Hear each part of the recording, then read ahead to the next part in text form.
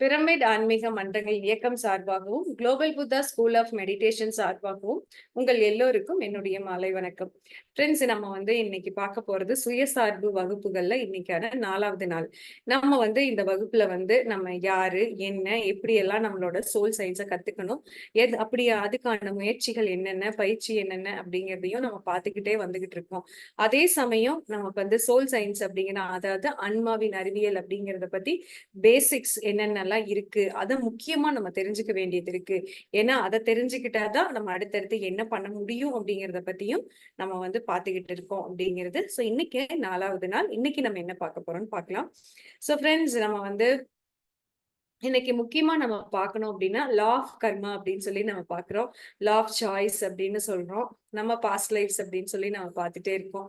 So நம்ம past lives அப்படின்னு சொல்றோம் அப்படின்னா நம்மளோட முன் ஜென்மங்களை நம்மளால பார்க்க முடியும். அது 3வதுக்கான அனுபவங்கள் மூலியமா நம்ம கண்டிப்பா பார்க்க முடியும். அது தேவையானது அப்படின்னா கண்டிப்பா பார்க்க முடியும் அப்படிங்கிறதுதான்.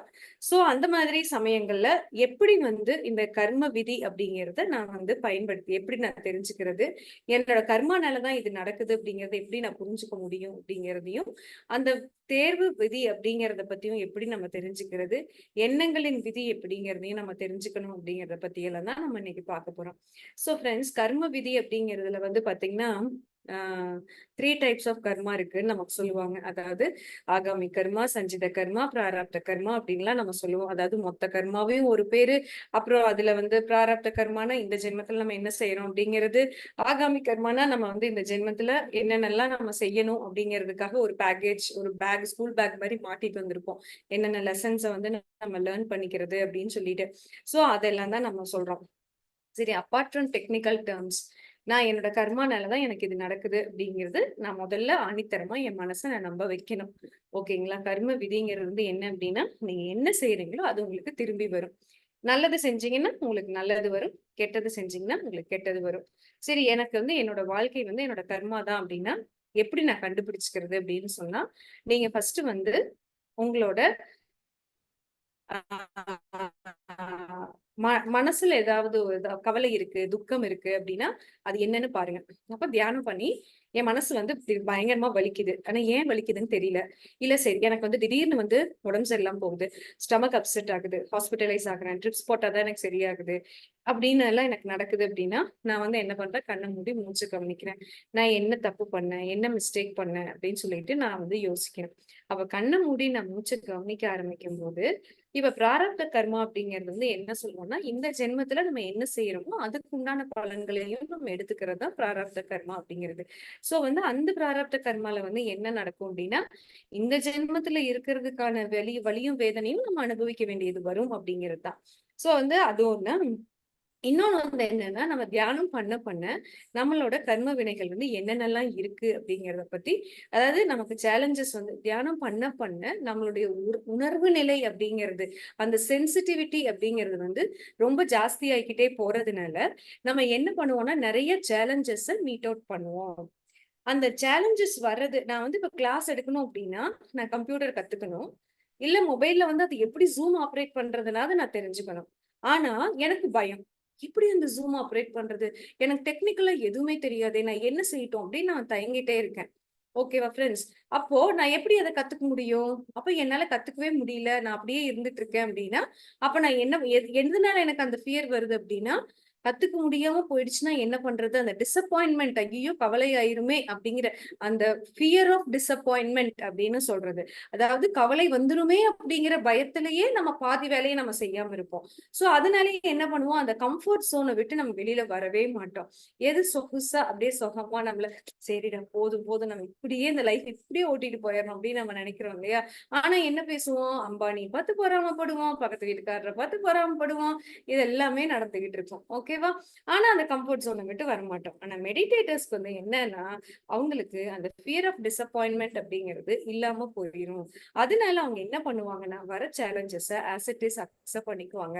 இப்ப நான் கம்ப்யூட்டர் கத்துக்கணும், ஜூம் ஆப்ரேட் பண்ணணும் அப்படின்னா நான் கத்துக்கிறதுக்கு முயற்சி செய்வேன்.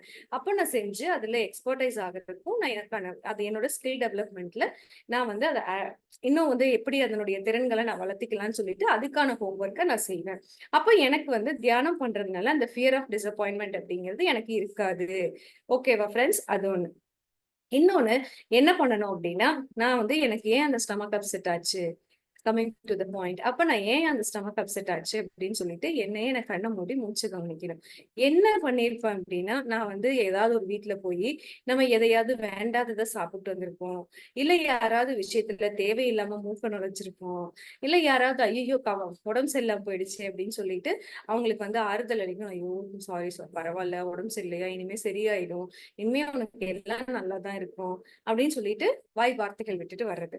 சோ நம்ம என்ன பண்றோம் அப்படின்னா, நான் வந்து அந்த ஸ்டமக் அப்செட் ஆகி, ஹாஸ்பிட்டலைஸ் ஆகி, அதுக்கப்புறம் தான் எனக்கு என்ன பண்ணுது, ஐயய்யோ! நான் எங்கேயோ என்னோட எனர்ஜிய வந்து லீக்கேஜ் விட்டுருக்கேன்.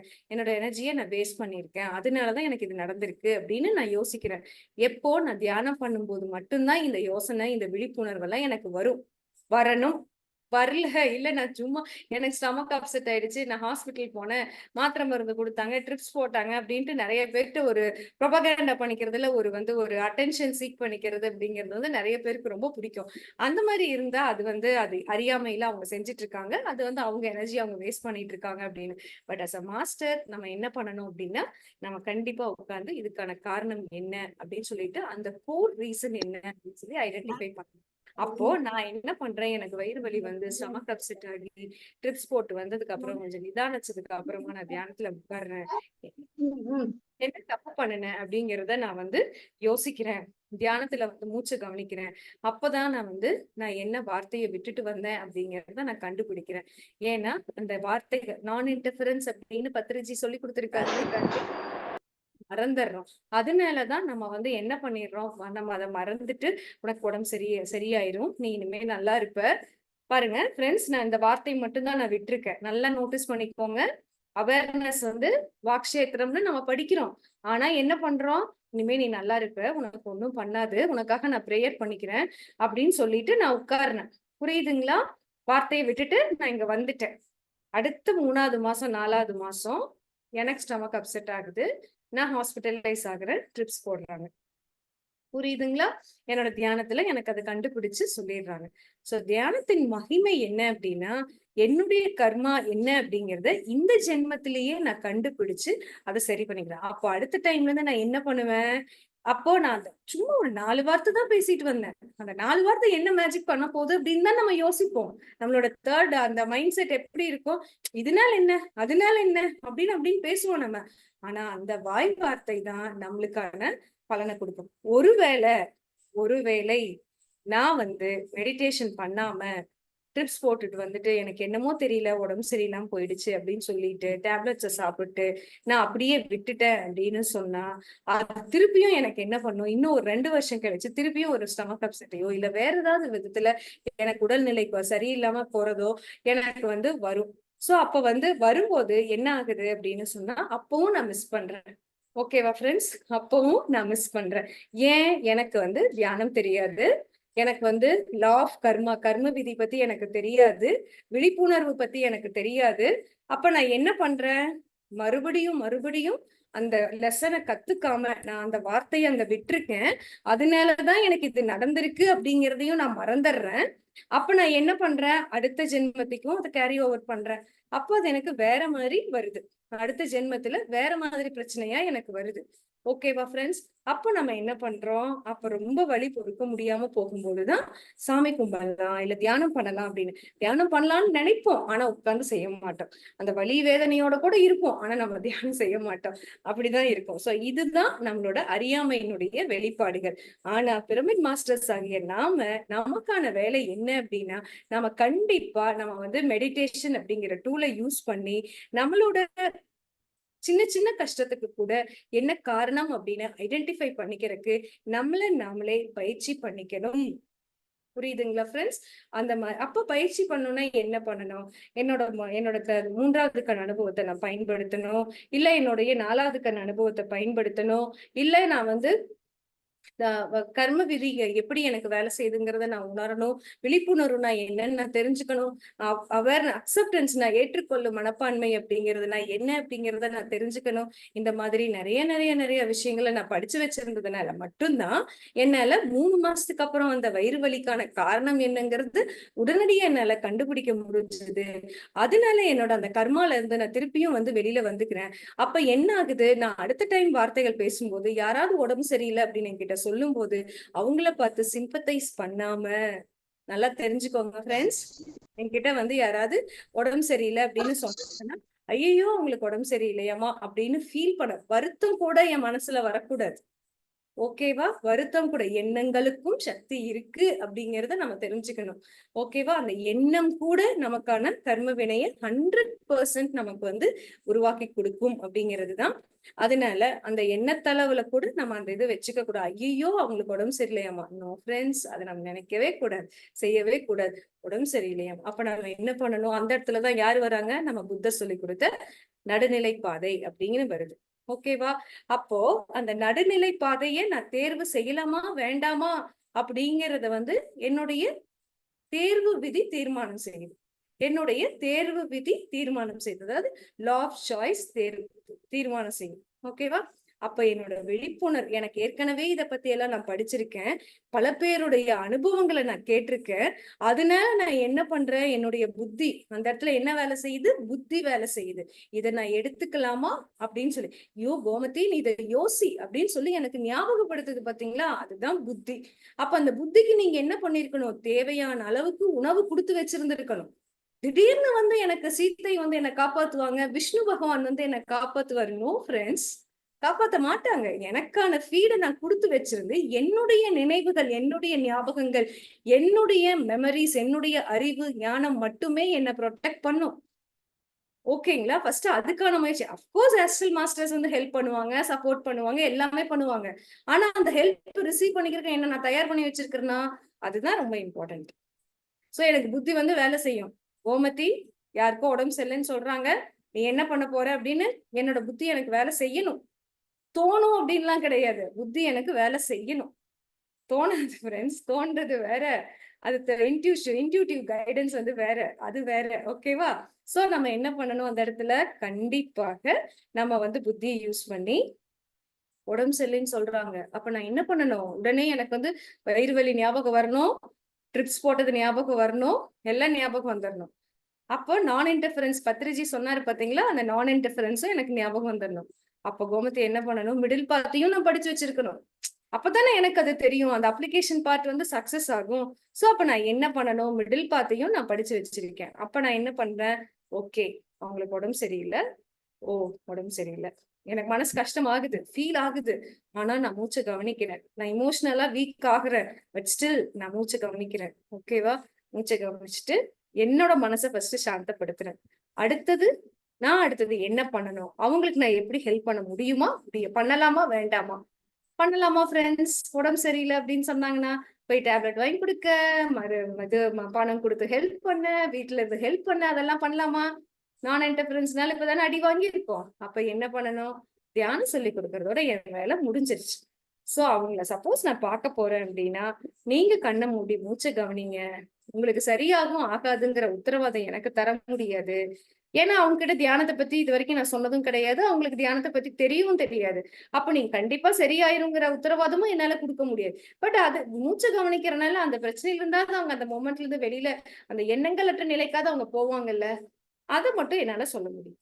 சோ அதை மட்டும் சொல்லிட்டு நான் பேசாம இருந்துக்கணும். இன்னும் அந்த பாக்ஷேத்திரத்துல அந்த இடத்துல எண்ணங்கள்ல நான் என்ன பண்றேன் அப்படின்னு சொன்னா, அட் எனி காஸ்ட் அவங்களுக்காக எந்த விதமான சிப்பத்தியும் எனக்கு கிடையாது. அதர்வைஸ் நான் மூச்சை கவனிச்சு என்னுடைய மனசை நடுநிலை பாதையில சீத்தை சொல்ற மாதிரி சமநிலையில வச்சுக்கிறேன். எந்த எண்ணங்களுமே இல்லாம சமாதி நிலையில நான் வச்சுக்கிறேன். சோ இதுதான் நம்ம செய்யணும். அப்ப கார்மிக் லூப் அப்படிங்கிறதுக்குள்ள இருந்து என்ன நானே காப்பாத்திக்கிறேன். இந்த இடத்துல விஷ்ணு வந்தாரா, வெங்கடாஜலபதி வந்தாரா, இல்ல பத்ரிஜி வந்தாரா, இல்ல. ஆனா அவங்க எல்லாம் என்ன பாடம் எனக்கு கத்துக் குடுத்துட்டு போயிருக்காங்க. நான் இன்டர்ஃபரன்ஸ் சொல்லிக் குடுத்திருக்காங்க. உன்னை என்னை ஹீல் பண்ணிக்க முடியும்னு சொல்லிக் குடுத்திருக்காங்க. நீ தியானம் பண்ண காஸ்மிக் எனர்ஜி எடுத்துக்க முடியும்னு சொல்லியிருக்காங்க. இந்த மாரி எத்தனையோ உதாரணங்கள் ரியல் கேஸ் ஸ்டடீஸ் இருக்காங்க. அத்தனை பேருடைய அனுபவத்த கேளுன்னு சொல்லியிருக்காங்க. அதுக்கு உன்னோட எனர்ஜி எப்படி நீ வந்து கன்சர்வ் பண்ணிக்க முடியும்? அத எப்படி நீ சேகரிச்சு வச்சுக்க முடியும்? அத கர்ம விதினா என்ன? அது எப்படி? ஏது? எல்லாத்தையும் வந்து சொல்லிக் குடுத்துட்டு போயிருக்காங்க. சோ அப்ப என்ன? நான் அந்த இடத்துல வந்து புத்தர பிடிச்சிட்டு இருக்கிறேனா? இல்ல பத்ரிஜி பிடிச்சிட்டு இருக்கிறேனா? நோ. நபர்கள யாரையும் நான் பிடிச்சுக்கல. பட் அவங்க சொல்லிக் குடுத்த ஞானத்த நான் வந்து சேகரிச்சு வச்சிருக்கேன். சோ இந்த இடத்துல வந்து அந்த சேகரிச்சு வச்சுக்கிட்ட அந்த நாலேட்ஜ நான் எப்ப அப்ளை பண்றேனோ, அந்த இடத்துல தான் புத்திங்கிறது வேலை செய்யுது. அந்த நாலேட்ஜ் அப்பதான் வந்து விஸ்டமா கன்வெர்ட் ஆகுது. அறிவு அப்படிங்கிறது ஞானமா கன்வெர்ட் ஆகுது. அந்த ஞானமா கன்வெர்ட் ஆகுறது அப்பதான் வந்து நம்ம என்ன சொல்றோம்? என்லைட்டன் ஆகுறோம் அப்படின்னு சொல்றோம். சோ அந்த புரிதல் நிலை அதிகமாக அந்த விசாலமாகும் போது நம்மளோட உணர்வு நிலை வந்து விரிவாங்கிட்டே போகும்போது நம்ம வந்து முழுமையா என்லைட்டன்மெண்ட் அப்படிங்கிறதுக்குள்ள நம்ம போறோம். அப்ப பிசிக்கல் மைண்ட் வேலை செய்யறது குறைஞ்சு நம்மளோட சோல் மைண்ட் வேலை செய்ய ஆரம்பிக்குது.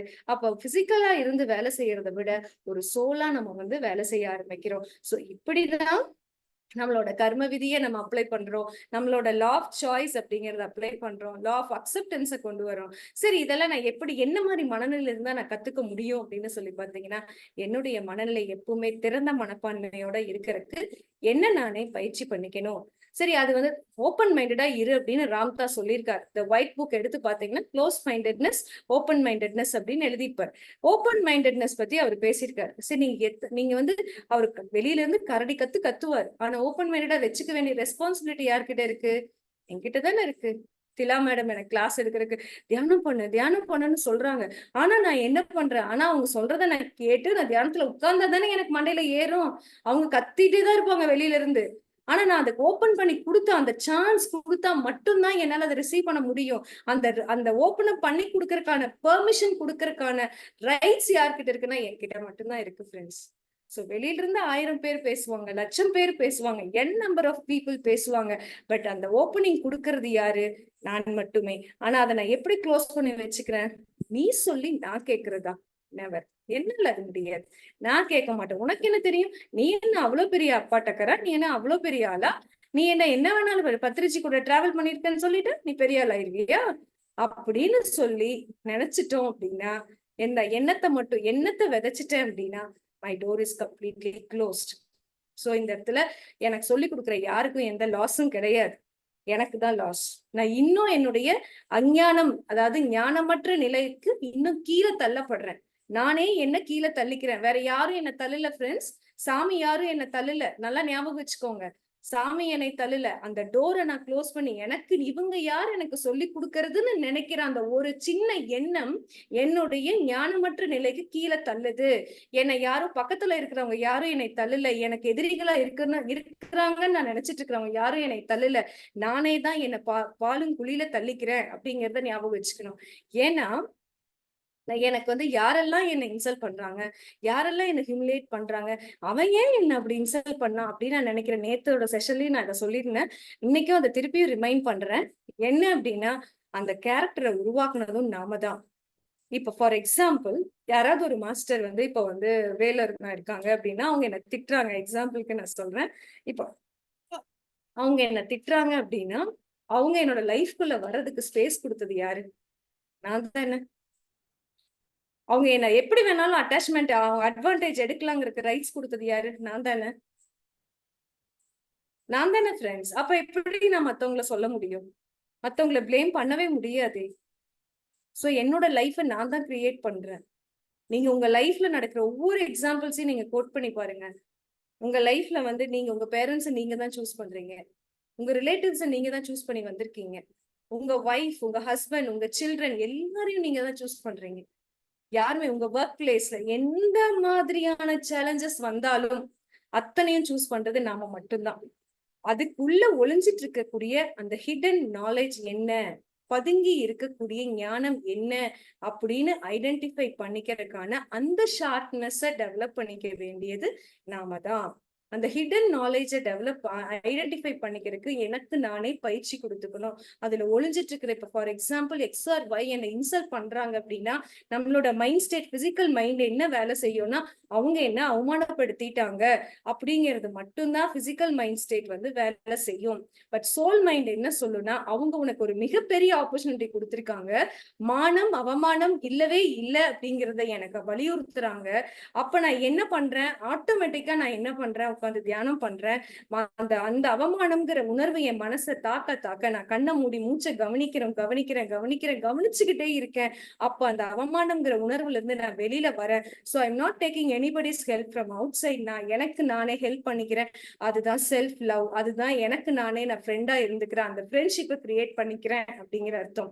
சோ அந்த அவமானத்தை கொடுத்தது என்ன காரணம், அந்த நபர் ஏன் எனக்கு அப்படிப்பட்ட ஒரு அவமானத்தை உருவாக்கி கொடுத்தாங்க அப்படின்னு சொல்லி நான் கண்ணை மூடி மூச்சை கவனிக்கிறேன். என்னோட பாஸ்ட் லைஃப்ல நான் பாக்குறேன் அவங்களுக்கு நான் ஏதோ ஒரு காயத்தை நான் ஏற்படுத்தி இருக்கேன், அதனால அவங்க பழி வாங்குறதுக்காக இந்த ஜென்மத்துல வந்து அந்த மாதிரி ஒரு செயல்ல அவங்க ஈடுபடுறாங்க அப்படிங்கிறதுதான். நான் திருப்பியும் அவங்கள பழி வாங்கணும்னு சொல்லிட்டு, நல்லா நோட் பண்ணுங்க ஃப்ரெண்ட்ஸ், திருப்பியும் நான் பழி வாங்கணும்னு சொல்லிட்டு அவங்களோட பேரை கெடுக்கணும்னு சொல்லி நான் ஈடுபடுறேன் அப்படின்னா நான் again opening up a new karmic loop account.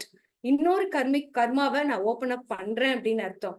ஆனா இதே நான் எதுவுமே பேசாம எதுவுமே ரியாக்ட் பண்ணாம கண்ணை மட்டும் மூடி மூச்சை கவனிச்சு அவங்களை எந்த விதத்திலயுமே காயப்படுத்தாம நான் வெளியில வரேன் அப்படின்னு சொன்னால், இந்த இடத்துல வந்து பிசிக்கலா இருக்க பிசிக்கல் மைண்ட் ஸ்டேட்ல வந்து என்னை வந்து பிளண்ட் அப்படின்னு தான் பேசுவாங்க.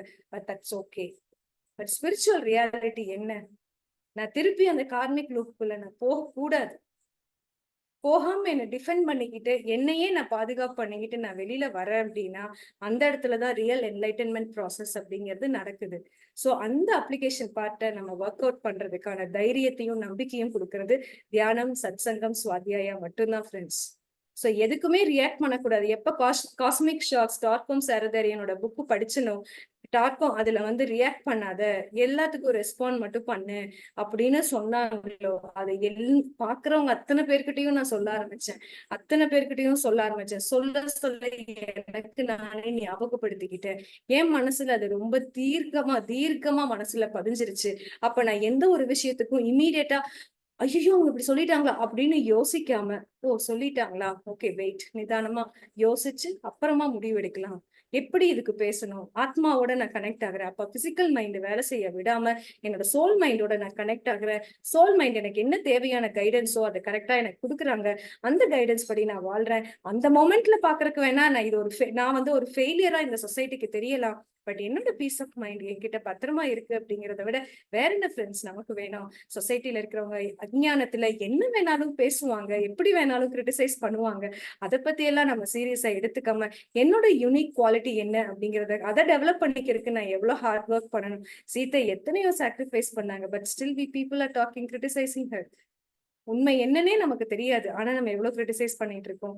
சோ அவங்களுக்கே அந்த நிலைமைன்னா நம்மெல்லாம் ஏமாத்துறோம் ஃப்ரெண்ட்ஸ்.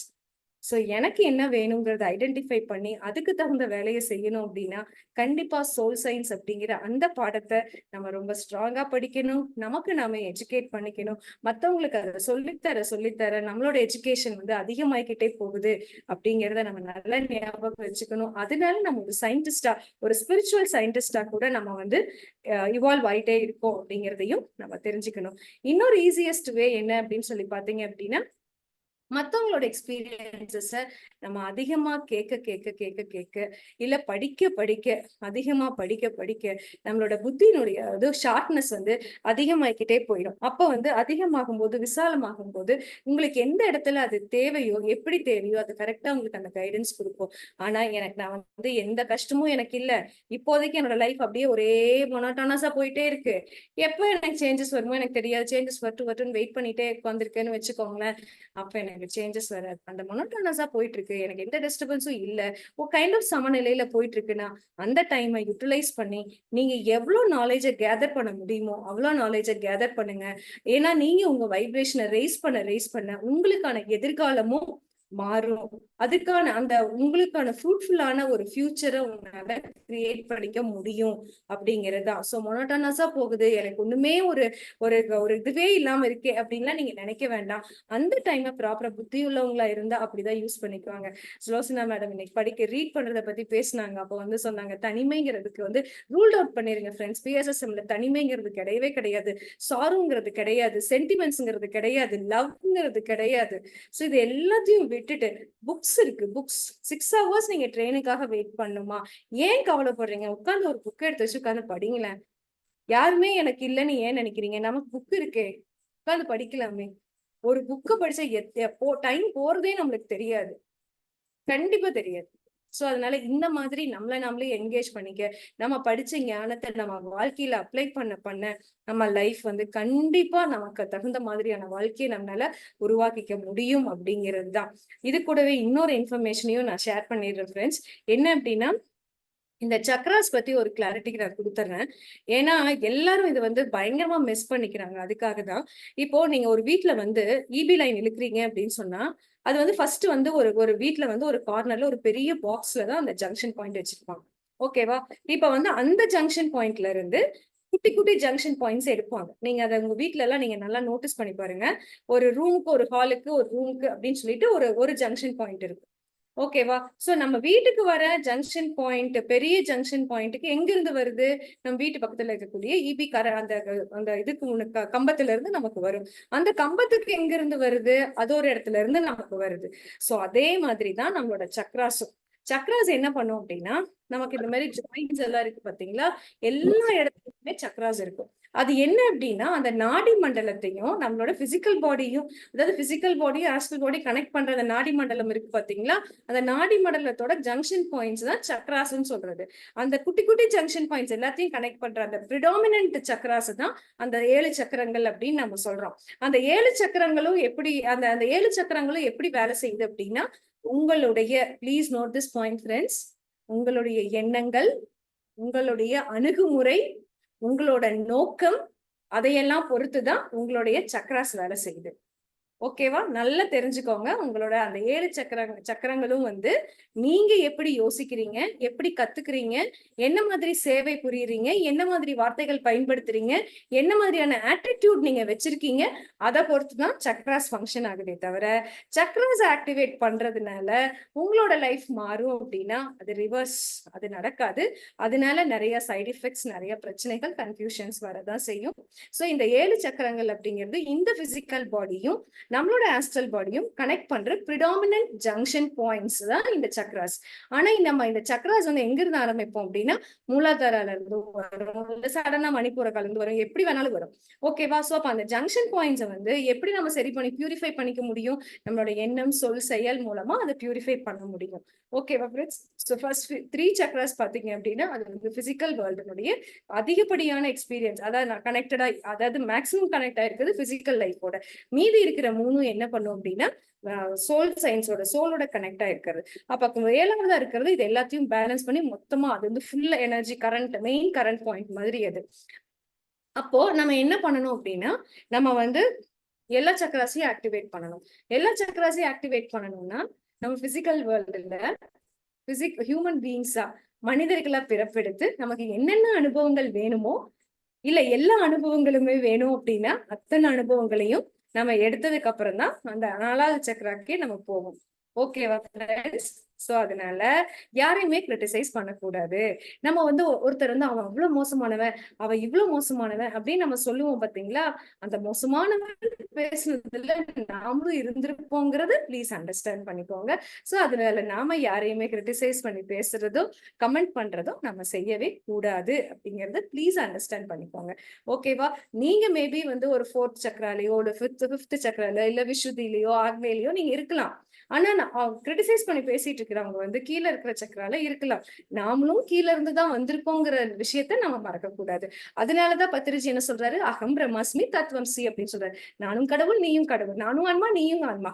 என்னோட யதார்த்தத்தை நான் தான் உருவாக்கிக்கிறேன். உங்களோட யதார்த்தத்தை நீங்க தான் உருவாக்கிக்கிறீங்க அப்படிங்கறத ஞாபகம் வச்சுக்கணும். அது ஒரு விஷயம். இன்னொரு விஷயம் என்ன அப்படின்னா, இப்போ நீங்க வந்து ஒரு 4த் சக்ரா, 3 சக்கரால தான் இருந்து நீங்க பாடி வெக்கேட் பண்றீங்க. சரி நான் பாடி வெக்கேட் பண்றேன் அப்படின்னு வச்சுக்கலாம். அடுத்த ஜென்மத்த நான் எங்க இருந்து ஸ்டார்ட் பண்ணுவேன் அப்படின்னா, எந்த இடத்துல நான் விட்டு போனேனோ, அதே இடத்துல இருந்து தான் நான் ஸ்டார்ட் பண்ணுவேன். ஓகேவா? சோ அப்ப நம்ம என்ன பண்ணலாம்? புத்திசாலித்தனமா யூஸ் பண்ணிக்கணும்னா என்ன பண்ணணும்? பத்திரிஜி சொல்லிக் குடுத்த பிஎஸ்எஸ்எம் கான்செப்ட்ஸ் நல்லா தரோவா படிச்சு, அதை இப்பவே அப்ளை பண்ணி, இந்த 1 சக்ரா, 2 சக்ரா நிலையில இருக்கறதுக்கு பதிலா, நான் வந்து விசுத்திக்கோ, ஆக்னைக்கோ, இல்ல சகஸ்ராக்கே நான் வந்து தள்ளிக்கிறேன் அப்படிங்கிற அளவுக்கு நான் சேலஞ்சஸ் அக்செப்ட் பண்ணிக்கிறேன். நான் வந்து என்னோட ஆட்டிட்யூட சேஞ்ச் பண்ணிக்கிறேன். என்னோட இன்டென்ஷன செக் பண்றேன். என்னோட தாட்ஸ செக் பண்றேன். என்னோட வேர்ட்ஸ செக் பண்றேன். என்னோட செயல செக் பண்றேன். முடிஞ்ச அளவுக்கு எவ்வளோ பேருக்கு என்னால தியானத்த சொல்லிக் குடுக்க முடியுமோ, அந்த தியானத்த சொல்லிக் குடுக்குறேன். அப்படின்னு என்னையே நான் ஈடுபடுத்திக்கிறேன் அப்படின்னு சொன்னா, நான் 4th இருந்தாலும், 5th இருந்தாலும், 6th இருந்தாலும் 7th வந்துட முடியும் அப்படிங்கிறதா. ஆனா இது எல்லாத்தையும் ஒரே இடத்துல, ஒரே சமயத்துல பண்ண முடியுமான்னா, அது முடியாது. ஆனா அந்த அளவுக்கு சேலஞ்சஸ வந்து நீங்க அக்செப்ட் பண்ணிக்கிறதுக்கு ரெடியா இருக்கீங்க அப்படின்னா, கண்டிப்பா அத செய்ய முடியும். அதுக்கு உதாரணமா இருந்தவர் தான் நம்மளோட மிலேரப்பா அப்படிங்கிற ஒரு கிரேட் மாஸ்டர். அவர் வந்து மிக குறைந்த ஜென்மங்கள்லயே வந்து முக்தி நிலை, அதாவது சகஸ்ர நிலைய அடைஞ்சாரு அப்படிங்கிறது தான். ஒருவேளை நம்ம சக்ராஸ ப்ராப்பரா ஆக்டிவேட் பண்ணாம, அதாவது அரைகுறையா நம்ம வந்து நாலேட்ஜ் இருக்கிறதுனாலயோ, நல்லா தெரிஞ்சுக்கோங்க ஃப்ரெண்ட்ஸ். சக்ராஸ் ஆக்டிவேஷன் அப்படிங்கிறது வந்து நம்மளோட அறிவு, ஞானம் அப்படிங்கிறத பொறுத்து தான் சக்ராவுடைய ஆக்டிவேஷன் நடக்கும். ஒருவேளை நம்ம அரைகுறையான அறிவும், நாலேட்ஜ் இல்லைன்னா விஸ்டம் அப்படிங்கிறத நம்ம வச்சிருந்தோம் அப்படின்னா, சக்ரானுடைய ஆக்டிவேஷனும் அரைகுறையா தான் நடக்கும். அப்படிங்கிறத தயவு செஞ்சு புரிஞ்சுக்கோங்க அப்படிங்கிறது தான்.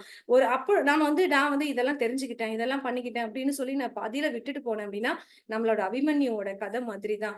எப்படி வயித்துல இருக்கும்போது அவங்க கிட்ட வந்து அந்த சக்கர வியூகம் பத்தி அரைகுறையா படிச்சுட்டு போயிட்டு, கடைசியில அதுல இருந்து வெளியில வர முடியாம தவிச்சாங்களோ, அதனால உயிரையும் விட வேண்டியதாச்சோ, அந்த மாரி நிலை தான் நமக்கு வரும். அதனால எந்த நாலேட்ஜா இருந்தாலும், எதுவா இருந்தாலும் நான் முழுசா எக்ஸ்ப்ளோர் பண்ணி நான் தெரிஞ்சுக்கிறேன் அப்படின்னு சொல்லிட்டு, அதுக்கு எக்ஸ்ப்ளோர் பண்ணிக்கிறதுக்கான அந்த லேர்னிங் ஸ்பீட தான் நீங்க ரெய்ஸ் பண்ணிக்கிறதுக்கு முயற்சி பண்ணிக்கணும். அப்ப நீங்க அதுக்கு என்ன பண்ணணும்? நெறைய மெடிடேஷன் பண்ணணும். நெறைய புக் ரீட் பண்ணணும். நெறைய பேத்துக்கு சொல்லிக் குடுக்கணும். நெறைய இதெல்லாம் வந்து உடனே பண்ண முடியுமா? அப்டின்னா, நீங்க எடுக்கிற முயற்சிய பொறுத்து இது நடக்கும் அப்படிங்கிறது மட்டும் தான் என்னால சொல்ல முடியும். சோ அதுக்கு முயற்சிக்கு உண்டான பலன் நிச்சயமா நம்மளுக்கு இருக்கும் அப்படிங்கிறது தான். சோ அதனால முடிஞ்ச அளவுக்கு இந்த கர்ம விதி பத்தி உங்களோட டே டு டே லைஃப்ல எந்த அளவுக்கு அப்ளை பண்ண முடியும்? லா ஆஃப் சாய்ஸ், அதாவது உங்களோட தேர்வு விதி, உங்களோட நோக்கம், ஒவ்வொரு செயல், ஒவ்வொரு எண்ணம், ஒவ்வொரு வார்த்தைக்கு பின்னாடி இருக்கக்கூடிய நோக்கம் என்ன? அது சரியான நோக்கம் தானா?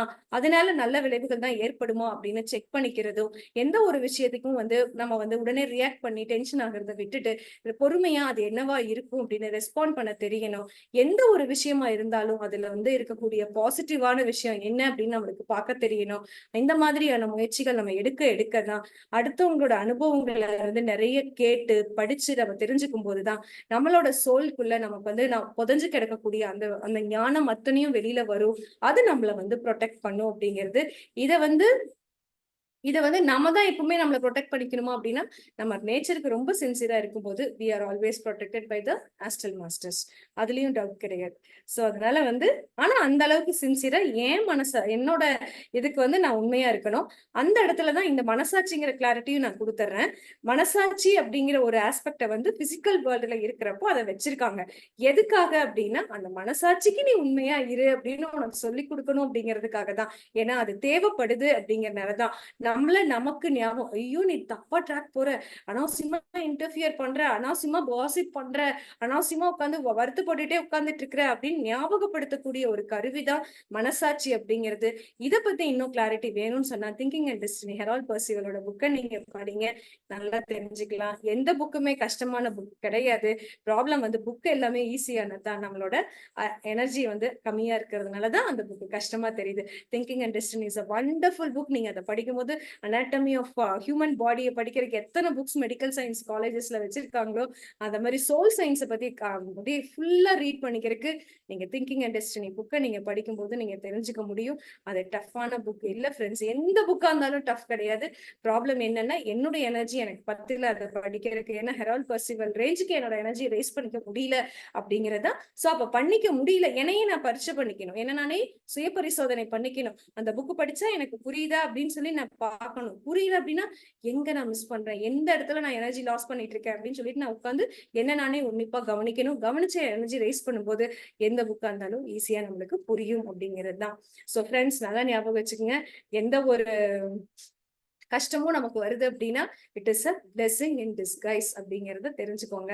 அதாவது ஆசீர்வாதம் அப்படிங்கிறது மறைமுகமா வந்திருக்கு அப்படின்னு அர்த்தம். சோ கஷ்டங்கள் வருது அப்படின்னா ப்ளீஸ் அதை வெல்கம் பண்ணி தேங்க்யூ சோ மச், நீ என்ன பாடத்தை எனக்கு கத்துக் கொடுக்க வந்திருக்க, நீ ஒரு மிகப்பெரிய வாய்ப்பு அப்படின்னு கேட்டு நாம உட்கார்ந்து அந்த கஷ்டத்துக்கான ஆன்சர் என்னன்னு கண்டுபிடிக்கிறதுக்கு நாம நம்மளே பயிற்சி பண்ணி அதுக்கான முயற்சியும் நம்ம எடுக்கணும் அப்படிங்கறத சொல்லி இவ்வளவு நேரம் பொறுமையா கேட்டவங்க எல்லாருக்கும் நன்றி, வணக்கம். Thank you, friends. Thank you all.